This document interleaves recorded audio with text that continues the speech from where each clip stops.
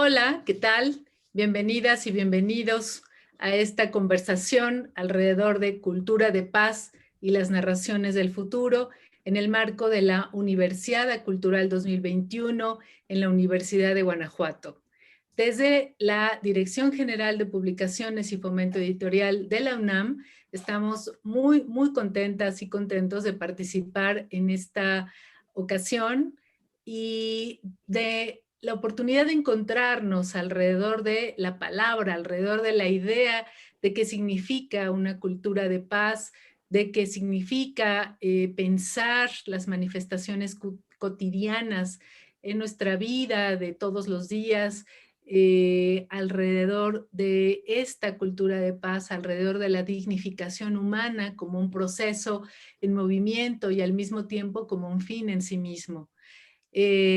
Los tres participantes con los que hoy vamos a charlar han trabajado mucho alrededor de estas nociones y son profesionales, son pensadores, han trabajado alrededor de la literatura, de la escritura, pero también de una manera muy comprometida alrededor del fomento de la lectura, de la formación de lectores con una perspectiva precisamente pensada alrededor de la creación de comunidades lectoras en un entorno que promueva una cultura de paz.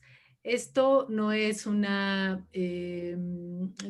puede ser una utopía en un país como el nuestro, todo lo contrario, tiene que ser algo por lo que trabajemos a diario desde todas las trincheras. Por eso es tan especial que hoy nos reunamos aquí, porque la memoria y la aventura humanitaria también narran la esperanza y de eso vamos a hablar con Erika Burgos, mediadora y formadora de mediadores de lectura, quien nos hablará del proyecto Cultura de Paz, Palabra y Memoria, que nació hace ya algunos años en el seno del Fondo de Cultura Económica y donde tuve el enorme gusto de convocar a un grupo de expertos, entre los cuales estaban precisamente Carlos Antonio de la Sierra, Ricardo Lugo, Erika Burgos, que están hoy aquí. Y para continuar con Erika, para abrir esta conversación con ella, primero, muchas gracias por sumarte a esta mesa, por acompañarnos, bienvenida. Y todos podrán ver más puntualmente las semblanzas de todos los participantes en el chat, vamos a mantenerlas, pero también ahora, Erika, para comenzar, ¿cómo relacionamos el fomento de la lectura con este proyecto? Es algo sobre lo que ahora mismo estaba yo rondando, ¿no? Cultura y Paz, Cultura de Paz, Palabra y Memoria nace en una editorial, en la editorial del Estado. Desarrollamos en paralelo, junto con ustedes, un programa de formación, pero también creamos un centro cultural allá en Apatzingán, Michoacán, una experiencia enorme que a mí solo me ha traído una serie de experiencias conmovedoras, satisfactorias, entrañables, proyecto que tú conociste también y para el que trabajaste desde la trinchera de todo el entramado de la formación. ¿Cómo podemos pensar entonces fomento de la lectura? ¿Qué relación tiene con cultura de paz? Muchas gracias, Socorro, y muchas gracias a todos y a todas quienes nos ven y nos escuchan hoy. Me gustaría, si me lo permites, antes de precisar en este aspecto que me preguntas puntualmente, dar unos rasgos generales más del modelo que tenemos propuesto. Y comenzaría por decir justamente que Cultura de Paz, Palabra y Memoria es un modelo que pretende promover y asumir la cultura de paz como una forma de vida en las comunidades. Esto visto como una aspiración que supone un proceso en permanente construcción. Me parece también que el modelo nos invita a plantearnos interrogantes sobre cómo construimos nuestras relaciones con los otros, con lo otro, con el medio ambiente, y también me parece qué tan arduo es nuestro esfuerzo en la búsqueda de la resolución de conflictos de forma no violenta. Es decir, cuánta voluntad disponemos para negociar y tomar acuerdos, para comprender que en este barco estamos viajando junto con muchos otros y con muchas otras que tienen sus propias necesidades, intereses y formas de ver y estar en este mundo. Y en esa circunstancia recuerdo siempre y tengo muy presente las palabras de la maestra Luz María Chapela, quien también aportara tanto a este proyecto. Esta diversidad, lejos de ser algo que lamentar, es motivo para la celebración y el enriquecimiento. Cuando hablamos de conflicto, que como sabemos bien es una condición inherente a la naturaleza humana, no necesariamente nos referimos a un aspecto negativo.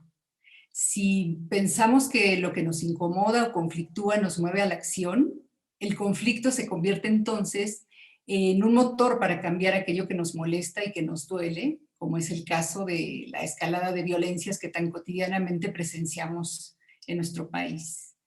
El significado profundo de esta noción de cultura de paz que guarda el modelo me parece que trasciende su correlato de la no violencia o incluso de la vida en armonía como fórmulas tajantes.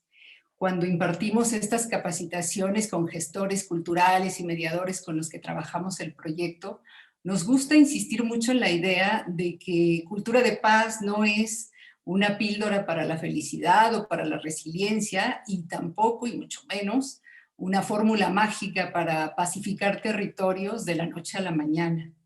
Se trata más bien de ampliar la mirada para reconocer en las relaciones comunitarias y en todo vínculo humano un entramado muy complejo que supone la necesidad de fortalecer las prácticas sociales y comunitarias basadas en el valor de la vida, el respeto a la dignidad, el reconocimiento de la diversidad, la inclusión, la equidad y el bien común. Desde esta perspectiva, la cultura de paz es en buena medida, me parece, la cultura de la convivencia y de las relaciones interpersonales. También me gustaría decir que intentamos alejarnos de definiciones acabadas. No concebimos una única noción de cultura de paz, sino una perspectiva anclada en la singularidad de cada una de las comunidades donde compartimos el proyecto y con esto buscando también el agenciamiento de las personas, la participación y la democracia ciudadanas. Hablamos, yo creo que de sumar esfuerzos desde el trabajo comunitario que contribuyan a fortalecer este anhelo de la justicia social. Me parece que una de las grandes virtudes que tiene este modelo es que funciona a la manera de una brújula. No instruye en una sola fórmula de trabajo comunitario, sino que sugiere rutas y caminos que pueden ser adaptados a distintas condiciones y necesidades de las poblaciones. Incluso los mismos planteamientos y reflexiones que en diálogo abierto y receptivo construimos con cada grupo con el que trabajamos en la capacitación van entretejiendo y modelando miradas enriquecidas y nuevas maneras de aproximarnos y tratar de entender la gran complejidad que supone vivir en comunidad. Otra dimensión valiosa que querría destacar del proyecto es que se propone como un mecanismo que a través de la sensibilización y el diálogo crítico y propositivo visibiliza e intenta dar respuesta a complejas y muy diversas problemáticas tan sensibles como, por poner un ejemplo que me parece muy importante mencionar, el modelo patriarcal que tristemente vemos día con día llega a manifestarse en prácticas como el machismo y en su faceta más abominable, en el feminicidio. En su libro, Desculturizar la cultura como una forma de acción política, Víctor Vik insiste en la idea de ver la cultura, diríamos nosotros también las expresiones artísticas, no como una serie de eventos, sino como procesos que configuran otras visiones de mundo, otros imaginarios y formas de interacción. Esta idea de desculturización de Vik concibe también la cultura y el arte como agentes de cambio y de transformación social, de transformación de los estilos de vida, que, como en el caso del modelo patriarcal al que me he referido, responden a prácticas hegemónicas muy enraizadas que es necesario deconstruir pues me parece que el machismo no debería asumirse como algo natural y mucho menos definitivo.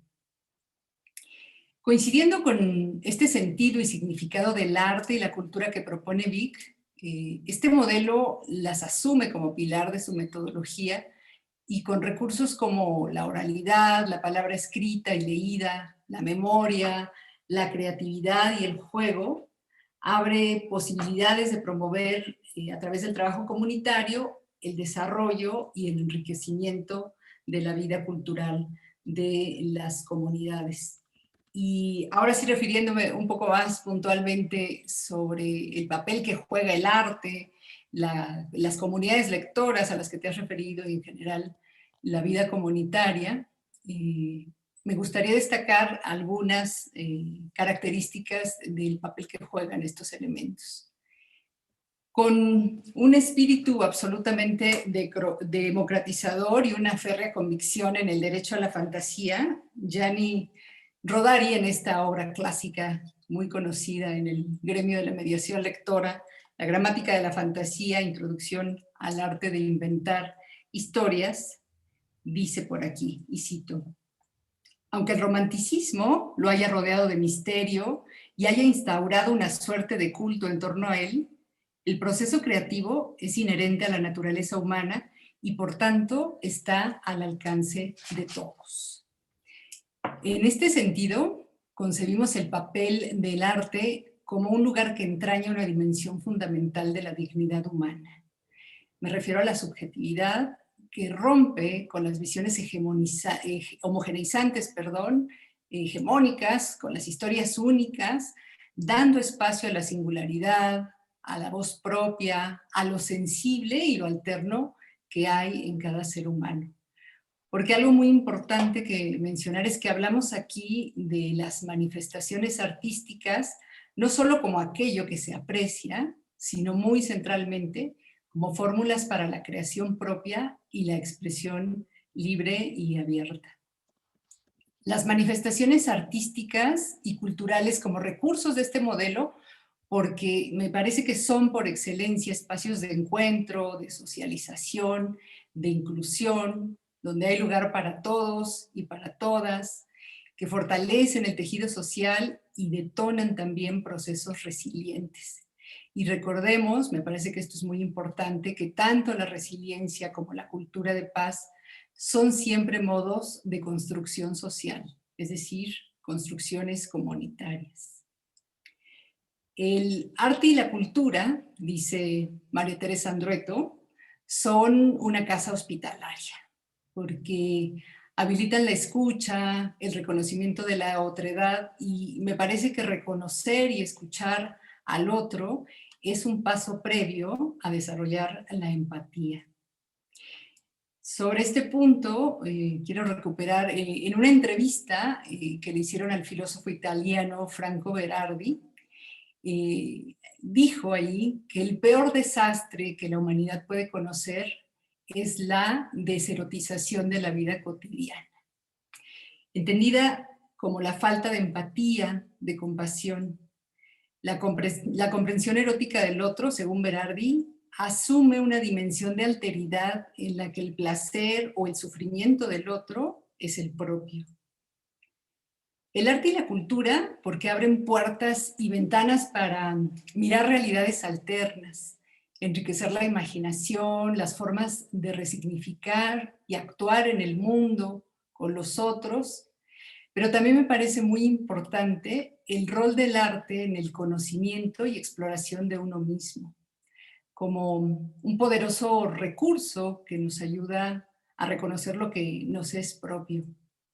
Quiero citar también en su maravillosa obra, La lectura, otra revolución, afirma María Teresa Andrueto lo siguiente: la lectura y la escritura enriquecen nuestra subjetividad porque nos sitúan frente a nosotros mismos.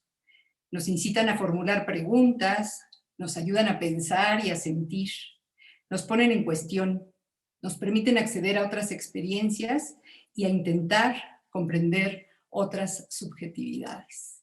Termino la cita. En este sentido, me parece muy importante considerar que las expresiones artísticas no son algo accesorio o un lujo de ciertas élites, pues como en varios de sus libros ha señalado la antropóloga Michelle Petit, estas experiencias contienen una dimensión fundamental del ser humano, la de la sensibilidad y de la ensoñación, la de la mirada poética que tanto enriquece la condición humana.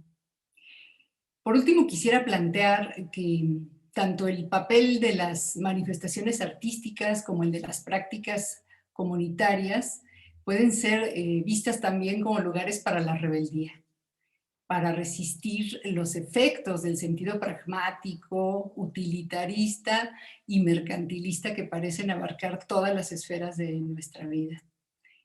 El arte, su apreciación y creación en la vida comunitaria, nos ofrece un refugio para, en palabras ahora de Graciela Montes, cito, hacer silencio, demorarse, deleitarse, pensar y dejarse tocar por lo otro, parecen hoy actitudes casi exóticas que exigen cierto coraje.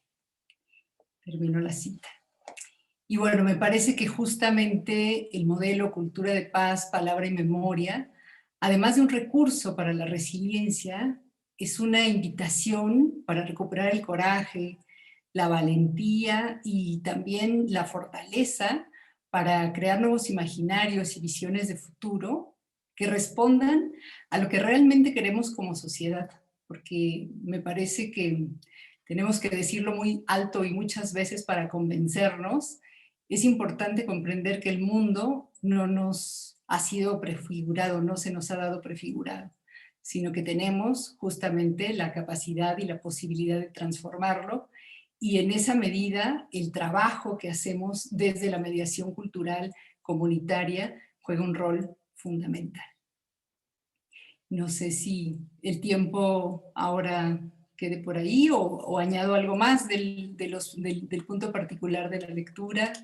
Tú me dices. Muchas gracias, Erika, por esta amplísima exposición sobre los distintos sentidos en los que trabaja esta metodología. Cuando se pensó en una intervención cultural en una comunidad tan violentada como la de Apatzingán, Michoacán, pensamos que era importante acompañar ese proyecto con una documentación, con un registro de experiencias que pudiera convertirse en un modelo para otras comunidades. Y allí es donde entró este nombre tan luminoso que acabas, tan luminoso literalmente y tan luminoso en tantos otros sentidos, que es el de Luz María Chapela, a quien nos recordamos y honramos. Este proyecto quizá fue el último en su vida, en una larga y muy rica y fructífera trayectoria, así que me alegra mucho que la hayas mencionado. Lo mismo que te hayas referido también a este cortoplacismo con el que se suele alimentar el escepticismo hacia los proyectos y las distintas propuestas de cultura de paz, ¿no? A veces, muchas veces desde otros proyectos que también buscan el sentido de la cultura de paz, se invalida a otros porque les falta esto, les sobra esto, porque vienen de este lugar desde el que hay que desconfiar o porque tienen, en fin, y eso es terrible porque tendríamos que abrir el lugar a la conversación y entender que hay distintos modos de acercarnos y buscar las coincidencias y buscar ese diálogo a partir de nuestros mínimos comunes, que también ha sido una gran lección de Luz Chapela. Me gusta mucho porque llegamos también a otro término que es la empatía fundamental en nuestro tiempo y algo que además tiene mucho que ver con comprender qué significa la igualdad, la equidad de género, qué significa trabajar hoy con mujeres en comunidades donde prácticamente lo han perdido todo, donde han perdido hijos, esposos, hermanos en las batallas del crimen organizado, en fin. Eh, Eso es algo que todavía creo que tenemos pendiente por trabajar, por analizar, por profundizar más. Y ahora quisiera pasar la palabra a Ricardo Lugo, Muchas gracias, Ricardo, también por aceptar esta invitación. Y yo aquí te pediría que nos cuentes sobre algunas nociones precisas sobre la cultura de paz, por qué decimos, por qué usamos esa terminología y por qué no hablamos solo de paz a secas, ¿no? ¿Qué conceptos alrededor habría que tener en cuenta? Te escuchamos. Muchas gracias, Socorro, y también gracias a la maestra Erika que ha puesto pues esta base, esta introducción tremenda para poder entrarle, rica, para poder entrarle a esta charla. Sí, me voy a referir en mi participación a dos cosas. Primero, hablar de la cultura de paz, cómo entendemos y cómo emplazamos nosotros desde el proyecto Cultura de Paz la idea de esta díada, ¿no? Que es la palabra y la memoria, y como bien planteaba Socorro, hablar un poco de por qué hablamos de cultura de paz, esta noción que como todos sabemos proviene de una declaratoria de ONU de 1999, pero nosotros le damos este matiz cuando pensamos en compartir la noción cultura de paz. Pensamos en establecer una ruta metodológica que nos permitiera emplazar, compartir esta noción cultura de paz que básicamente tiene que estar planteada a partir de esta retahíla o esta noción en donde la palabra que más se repite es el respeto a la vida, el respeto a la autonomía, el respeto a las libertades fundamentales. Entonces me gustaría hablar de cómo desde nuestra mirada estamos entendiendo la idea de la palabra y la memoria. El maestro Carlos Antonio de la Sierra abundará más en la idea de la memoria, perdón, y yo me quiero centrar un poco en la idea de la palabra. Bueno, esta diada, palabra y la memoria, tiene que ver con varias cosas, a nuestro modo de ver o desde nuestra mirada. Tiene que ver en principio con la idea de la narración, ¿no? La narración, que en esencia pues es creación, porque todas las personas cuando redactan o cuando redactamos nuestra vida a través de la palabra, hay un ejercicio creativo, hay un ejercicio de creación. La narración, porque es importante decir también lo que tenemos dentro para que nuestro pasado se haga presente y para que entonces podamos decir bien o un nunca más, o también para vindicar las otras historias, ¿no? No solamente las historias únicas, las historias oficiosas, son importantes escuchar las muchas otras historias que existen porque la historia con mayúscula está hecha de todas nuestras historias. Creo que todos tenemos un capítulo de la historia y solo a través de escuchar estas muchas historias podemos, digamos, acercarnos a una comprensión de nuestro tiempo. Me gustaría aquí nada más recordar una pequeña cita de la Premio Nobel de Literatura, Svetlana Alexievich. Ella dice, cuando una persona narra, lucha contra el tiempo. Eh, y creo que se refiere a que cuando todos hablamos, siempre lo hacemos desde nuestro tiempo. Somos seres contemporáneos y cobrar conciencia de nuestra contemporaneidad, de nuestro presente, es muy importante. No se puede o no podemos hablar desde la nada, hablamos desde nuestra realidad, desde nuestro tiempo, y por ahí también vamos a encontrar digamos, esta justificación de por qué estamos hablando de la memoria. También la diada, palabra y memoria, tiene que ver con el pensamiento, la comprensión y la concepción del tiempo. Es decir, interpretar lo que nos ha ocurrido, lo que nos está ocurriendo.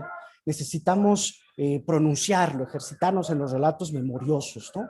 Volvernos, como diría la querida y ya citada Luz María Chapela, volvernos protagonistas de la historia y no estar más bien a merced de una historia que se cree ya terminada o que se cree ausente de esperanza o ausente de construcción o de mirada prospectiva hacia el futuro. También tiene que ver con la reconciliación del pasado. Reconciliarnos con el tiempo y con la memoria, ¿no? Pensar el tiempo como algo que está vivo y en tanto que está vivo podemos dialogar, conversar, construir con él. Mirar el pasado como también ese archivo, un poco lo que decía la maestra Erika Burgos hace rato, como esta suerte de archivo de la humanidad que nos ofrece pues claves, para enfrentar el presente, para construir el futuro, para con creatividad ofrecer algunos modelos alternativos de encuentro, de convivencia, de participación. También tiene que ver con reintroducir el diálogo, ¿no? Cuando pensamos esta posibilidad de compartir nuestro proyecto, nuestra mirada de cultura de paz, estaba al centro esta idea de reintroducir el diálogo como una práctica constante, ¿no? En nuestras prácticas cotidianas, porque el diálogo nos invita a la pluralidad, a ejercer la pluralidad, lo diverso, lo distinto. El diálogo también nos invita a recordar que somos seres de concilio, que somos seres que vivimos en comunidad desde que la idea de humanidad existe, ¿no? Desde que los seres humanos somos seres humanos, vivimos con los otros. También nos invita a recordar la poderosa atracción y reconocimiento que existe en el debate, en el conflicto, que no necesariamente se tiene que pensar siempre en términos, digamos, binarios o en términos negativos. Y también, indiscutiblemente, nos acerca a la escucha, a la que me referiré más adelante, ¿no? También el diálogo nos invita a combatir el desprecio por el otro y por lo otro, porque necesariamente cuando dialogamos nos encontramos con este otro. Y finalmente, también tiene que ver esta diada de palabra y memoria con la acción, ¿no? El proyecto también está acompañado de las prácticas comunitarias y cotidianas, es decir, aspira a la vida diaria, aspira a que podemos partir del pensamiento y de la capacidad de mirar prospectivamente a partir de esta visión del tiempo, y podemos así narrar justamente la esperanza, cronicar el futuro, plantear alternativas y entender pues a la cultura de paz como un proceso de larga duración que va encaminado desde luego a la transformación gradual. Bueno, ahora me quiero referir entonces a la palabra. Ya dije que el maestro Carlos de la Sierra va a hablar de la memoria más tarde, pero me quiero referir a esta idea de la palabra o cómo es que nosotros estamos entendiendo dentro de este proyecto la palabra. Para empezar, la entendemos desde estos 4 géneros, por decirlo de alguna forma, o estas 4 manifestaciones. La palabra que se dice, la palabra que se lee, la palabra que se escribe y desde luego la palabra que se escucha. De estos 4 géneros, estas 4 manifestaciones, nos ha parecido muy importante introducir como un ejercicio de problematización la reflexión sobre la última de estas palabras, es decir, la escucha. Por varias razones. Para empezar, porque las 3 primeras, digamos, la palabra que se dice, la palabra que se lee y la palabra que se escucha, han sido históricamente susceptibles de ser educadas. Es decir, aprendemos en la escuela a leer, aprendemos a escribir, aprendemos a comunicarnos oralmente y pensamos o damos por sentado que la escucha es algo que se da de manera, digamos, normal, que no se necesita reflexionar o no se necesita pensar y las implicaciones que digamos atienden o que requieren el ejercicio de escuchar. De modo que en nuestra propuesta de Cultura de Paz, Palabra y Memoria, dedicamos un espacio, una brecha, una parcela importante a la idea de escuchar. No es fácil abrirse camino mediante la escucha hacia el alma humana. No es fácil escuchar a las personas, no es fácil abrirse a las personas. Nuevamente, Svetlana Alexievich nos advierte al respecto. Dice lo siguiente: las supersticiones de nuestro siglo, sus manías y mentiras, empuercan el alma. Eso lo hacen los periódicos, el internet, la televisión y la cultura del espectáculo también. Es decir, es difícil escuchar al otro, abrirse, digamos, en canal, porque no nos han enseñado a escuchar. Se da por sentado, como lo dije hace rato, y nos han enseñado algo sobre el mirar, sobre el leer. Mucho se habla de la cosmovisión del mundo, de esta idea que tenemos, pero poco se habla de lo que el filósofo y pensador y maestro de la UNAM, el maestro Carlos Lenkersdorf, habla o planteaba como la cosmoaudición, esta posibilidad también de mirar o reconocer que vivimos en un mundo en donde todo es viviente y en tanto todo es viviente, pues es susceptible de ser escuchado. Bueno, a partir de nuestro modelo Cultura de Paz, Palabra y Memoria, me quiero referir a 4 principios que hemos trabajado a partir de la escucha. Es decir, ¿qué supone escuchar? Eh, ¿Qué requiere? ¿Qué necesitamos para escuchar? Para empezar, pensamos que escuchar implica un esfuerzo consciente, ¿no? Es decir, es estar atento, casi alerta, casi en guardia, a los colores, los olores, los territorios, las luces y las sombras de las voces humanas.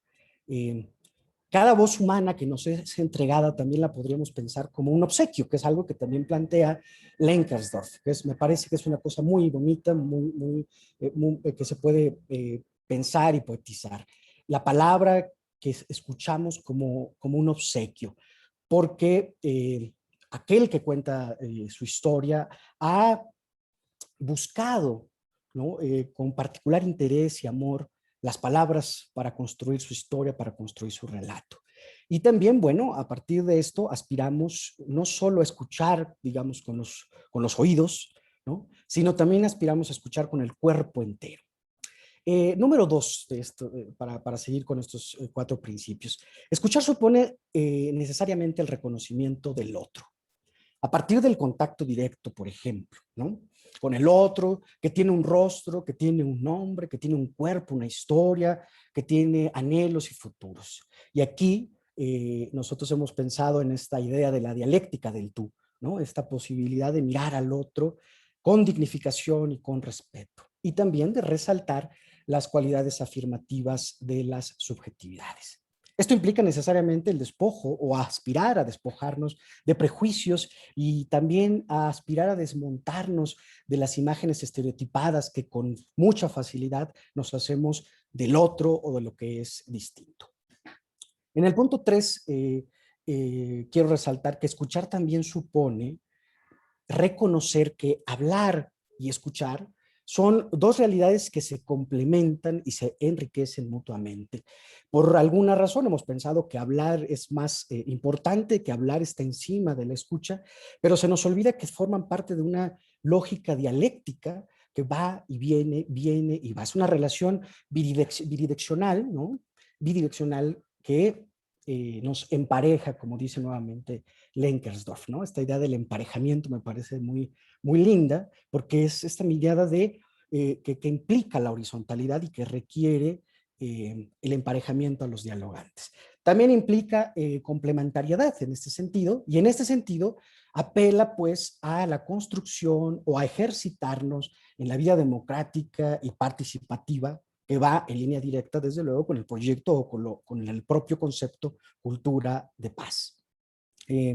También nos implica esta relación o reconocer esta relación de complementariedad, pues aprender a tomar acuerdos y también actuar a partir del escuchar, ¿no? Y aprender a trabajar por turnos, ¿no? Yo escucho, yo hablo, tú me escuchas, no como un imperativo, como una orden, sino esperar que la palabra que se lanza es susceptible de ser escuchada y yo, por turnos, me tocará ser un oyente y después me tocará ser un hablante. Y finalmente, bueno, antes de pasar al punto último, aquí me gustaría apuntalar esta cosa que he escrito aquí como el peligro del monólogo, ¿no? Cuando no reconocemos esta díada o esta relación bidireccional o esta relación de por lo menos 2, podemos caer en el peligro del monólogo, ¿no? Cuando solo hablamos, estamos, digamos, evadiendo la cara de la otra moneda, ¿no? Porque el que monologa, pues, impone, verticaliza, eh, ordena, grita, impone, y en muchas ocasiones, como no se permite la disidencia, pues también crea estos enemigos, esta idea del enemigo, ¿no? Que no escucha.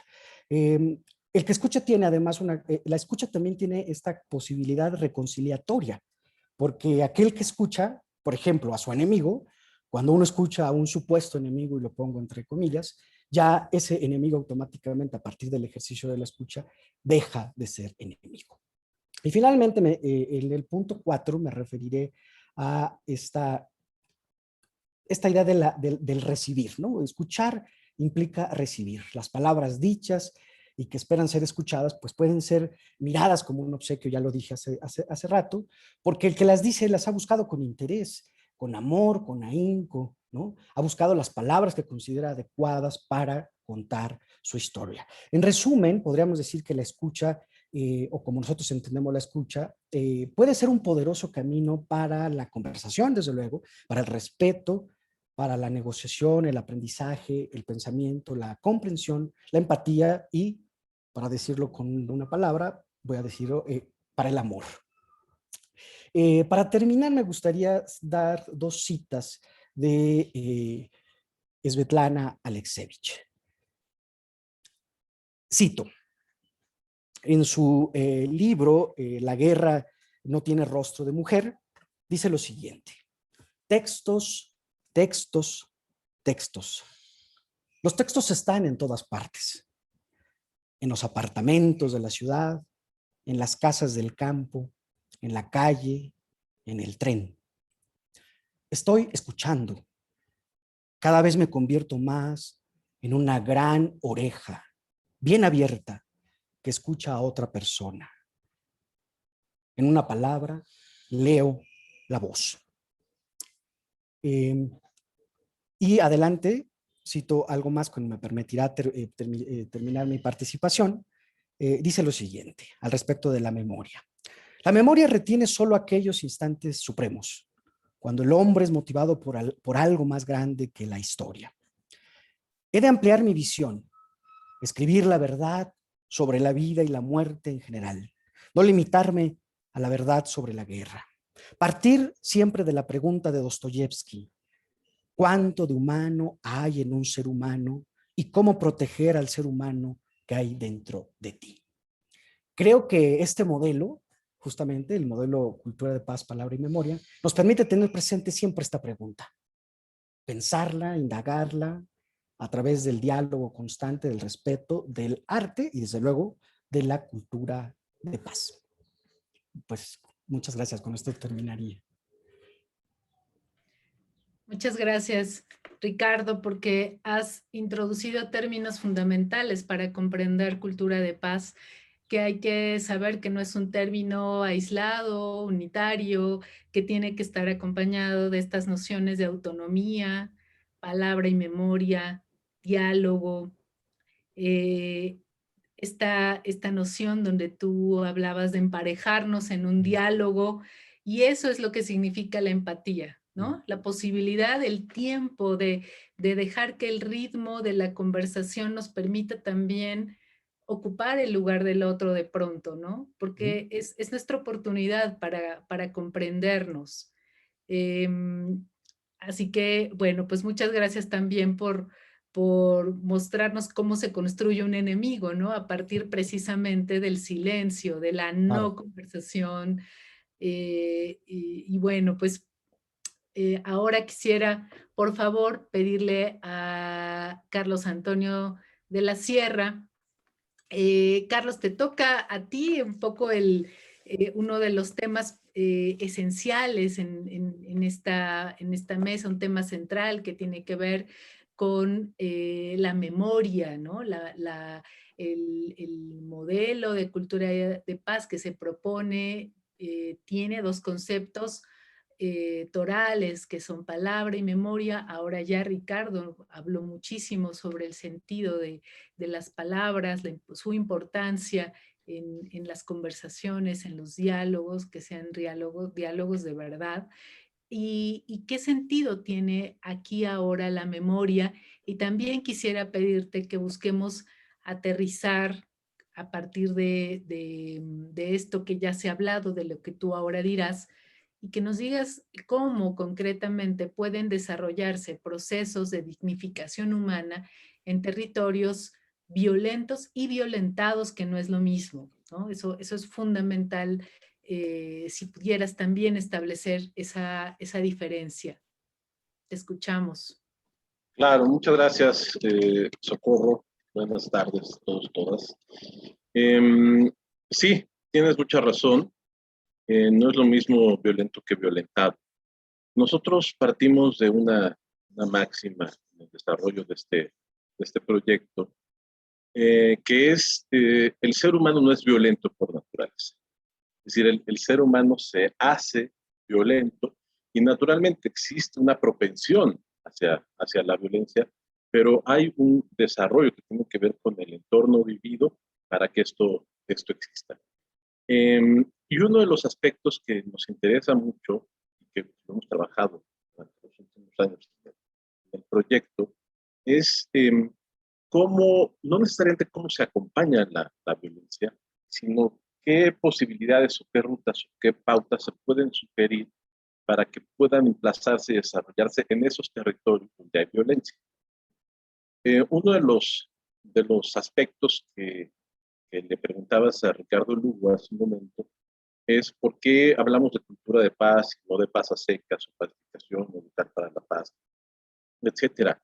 Si nosotros resumimos esta visión o esta perspectiva que tenemos estrictamente a la noción de paz, pues estaríamos cayendo no solamente en una falacia, sino en una utopía, porque pues no es posible alcanzar la paz tal como aparece en la definición del diccionario, ni cómo se puede plantear desde una retórica gubernamental o estatal. Y la pregunta aquí sería, ¿es posible tener paz en un territorio donde hay desigualdad? Pues no. Y eso pues no se va a acabar, por lo menos en este país eso no va a acabar. Entonces, la pregunta conducente y pertinente es, no hacemos nada. Es decir, si no vamos a alcanzar este estadio utópico conocido como paz, entonces nos quedamos con los brazos cruzados. Nosotros creemos que no, porque sí se pueden desarrollar prácticas que aspiren a esto que mencionabas de la dignificación humana a partir de una toma de conciencia, pero no solamente de eso, sino sobre todo de pequeños actos voluntarios, de pequeñas conductas, cambios de conductas, transformaciones en mi forma de ser, en mi vida cotidiana, etc. Y sí es muy importante desde ahora decir o un poco hacer una radiografía general de qué entendemos por cultura de paz, porque normalmente, sobre todo en los últimos años, se habla muchísimo de cultura de paz, pero no se nos dice. Cultura de paz, y eso no lo decimos nosotros, está en esa declaratoria 53-243 de la Organización de las Naciones Unidas. Cultura de paz es un conjunto de valores, conductas, inclinaciones y formas de vida basados en el respeto a la vida y en el respeto a la dignidad humana. El respeto a la vida, el respeto a la dignidad humana, y cuando decimos respeto a la vida es toda la vida, ¿no? La vida vegetal, la vida animal, etc.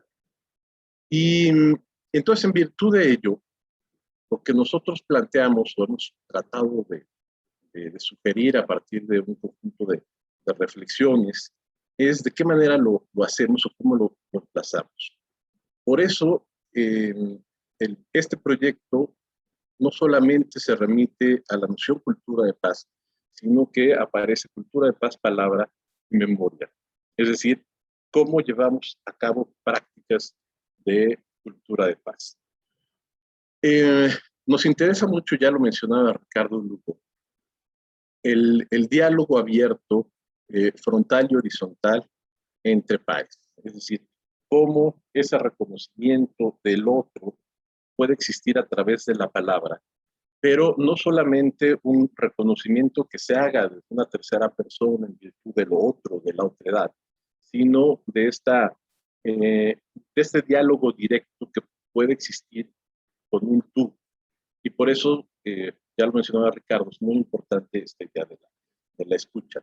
Pero no solamente eso, sino cómo ponderamos o cómo pasamos a futuro estas nociones de cultura de paz si yo no tengo referentes que me conduzcan a ello. Es decir, que generen procesos de dignificación de los seres humanos. Uno de los aspectos que yo creo que es fundamental, que en buena medida, pues no solamente en este proyecto, sino en muchos otros que pueden llevarse a cabo en el ámbito de la vida pública, es esta idea de sugerir o plantear distintas oportunidades.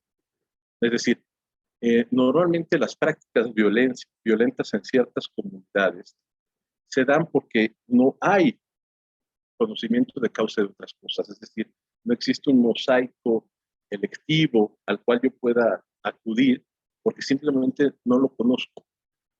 Siempre pongo este ejemplo de un día que estábamos impartiendo el taller en Aguascalientes, en un municipio de Aguascalientes, del norte, muy cercano a Zacatecas, o pues ya era un municipio violento. Y trabajamos con chavos de educación media superior. Entonces una pregunta que les hacíamos era, ¿qué es lo que más te gusta hacer en tu vida?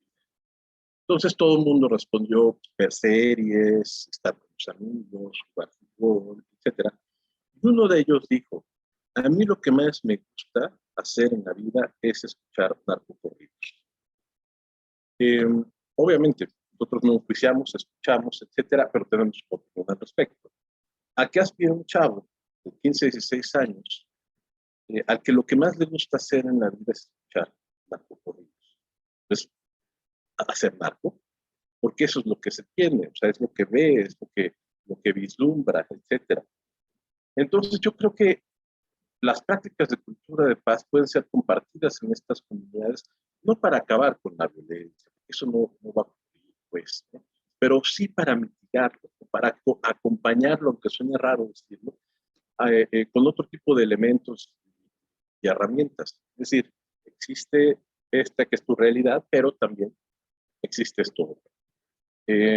Ricardo mencionaba cuánto ser humano tiene el ser humano. En el momento en que yo abandone ese último reducto de humanidad, por ejemplo, sucede en las guerras, en las ciudades sitiadas, en ese momento estoy muerto, dejo de ser humano. Y por eso, a pesar de una contingencia adversa, a pesar de los entornos violentos que vivimos, siempre existe esta noción de esperanza que me permite seguir viviendo.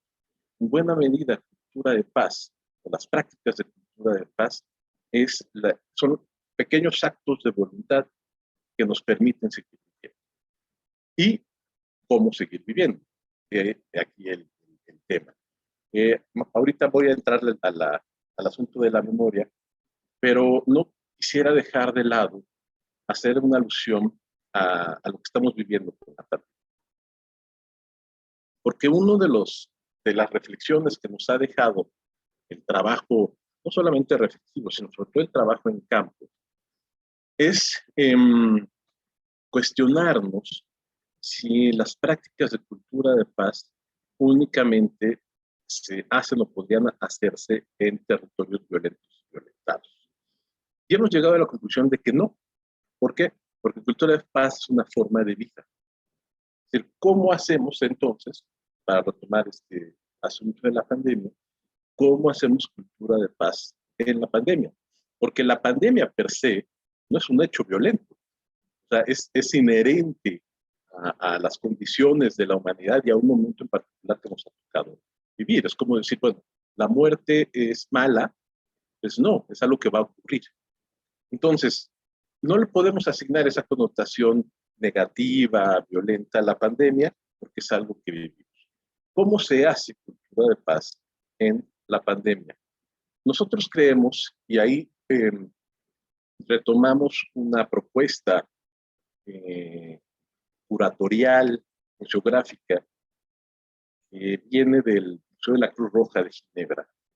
Retomamos esa curaduría, esa propuesta museográfica para pensar en valores y prácticas de cultura de paz. En el Museo de la Cruz Roja de Ginebra, que aparte la Cruz Roja Internacional no es la Cruz Roja Mexicana, es algo distinto. La propuesta curatorial está dividida en tres. La primera es defender la dignidad humana.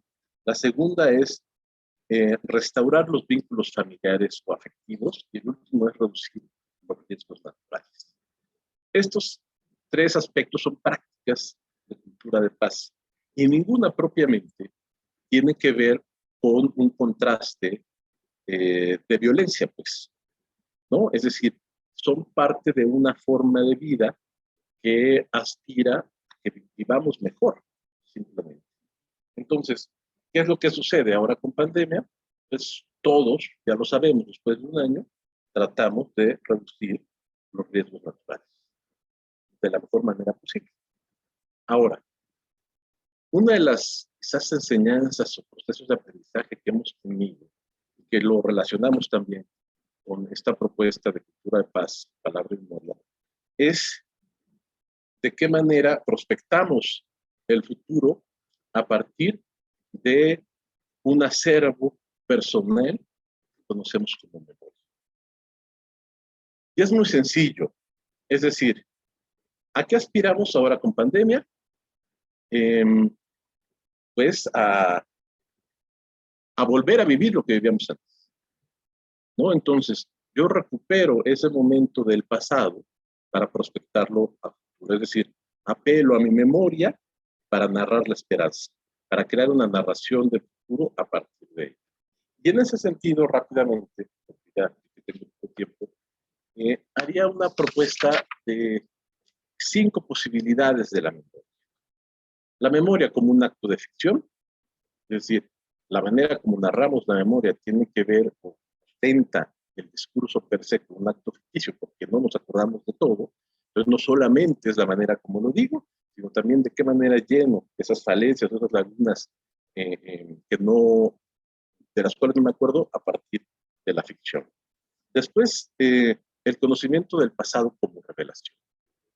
Como la memoria es muchas veces una revelación o una instancia epifánica de algo que yo no conocía y que una vez que lo conozco cambia mi presente. Después la memoria como esperanza. Es lo que mencionaba acá. Yo recuerdo cómo era mi vida antes de pandemia y cómo va a ser después, a partir de ese referente del pasado. Y seguramente todos nos hemos preguntado qué es lo primero que voy a hacer cuando esto ocurra, ¿no? Ahí estamos imaginando, estamos proyectando a partir de la memoria. Después la memoria y la voz, es decir, no es lo mismo ostentar la memoria que decirla, que enunciarla, proyectarla. Es un poco lo que mencionaba Luque también. Y después la memoria como patrimonio, es decir, soy yo y mi historia. Y eso nadie me lo puede quitar, me pueden quitar todo menos mi pasado, menos mi memoria. Entonces hay que asignarle ese valor agregado a lo que yo tengo, porque es un valor en positivo. Y por último, y esa la reflexioné precisamente ayer platicando con los alumnos de la facultad, la memoria como un acto electivo. Es decir, ¿qué elijo de mi pasado para poder narrar? Y en ese sentido también cómo voy reconstruyendo mi pasado desde el presente, pero prospectando a futuro, es decir, indagando posibilidades futuras a partir de inicios del presente. Esto, digamos, a grandes rasgos es lo que pretendemos, no solamente cultura de paz a secas, sino cómo emplazamos la cultura de paz. Y creemos que se puede hacer, y es una de tantas posibilidades y rutas, a través de la ponderación de la palabra y la recuperación de la memoria. Y esa memoria que puede decirse, que puede ser escuchada, que puede escribirse y que puede ser leída. Porque en estas 4 acciones que normalmente trabajamos y sugerimos, está la posibilidad de narrar la esperanza, ¿no? Porque la memoria también narra la esperanza. Gracias. Muchas gracias, Carlos. Me parece que han ido cada uno realmente cubriendo, como uniendo todas las piezas de un rompecabezas que era muy importante ver en su conjunto sobre este proyecto que además, hay que decirlo, este modelo de cultura de paz se ha ido trabajando y actualizando con las distintas experiencias de ustedes en las distintas ocasiones en que han visitado los estados, los rincones de este país, donde han sido invitados para hablar de esta iniciativa, para compartir la experiencia que han tenido trabajando directamente con las comunidades. Ricardo y Carlos estuvieron allí en Apatzingán, Erika ha estado en otros espacios.